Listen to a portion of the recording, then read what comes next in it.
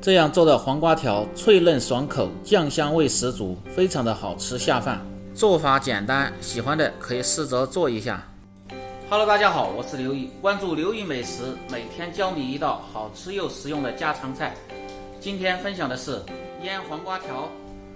首先把黄瓜清洗干净，切去头尾，然后再切成稍微细点窄点的条，这样在腌制的时候更好入味，吃着口感更清脆。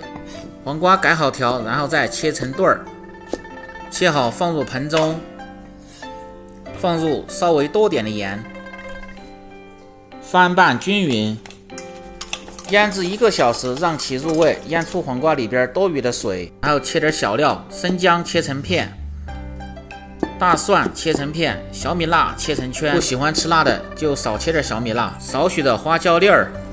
起锅放入葱油，下入切好的姜片、蒜片、小米辣和花椒粒儿炒香，这样在腌制黄瓜的时候香辣又入味。然后倒入汤碗中，放入白糖稍微多一点，生抽、红烧酱油、陈醋，少许的蚝油，把料汁搅拌均匀备用。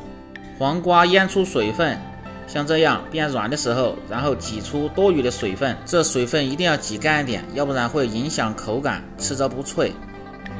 挤干水分，放入料汁中，搅拌均匀，放入保鲜柜腌制3小时即可食用。好了，这个黄瓜条就做好了，又香又脆，特别的美味好吃。今天的视频就到这里了，感谢观看，我们下期再见。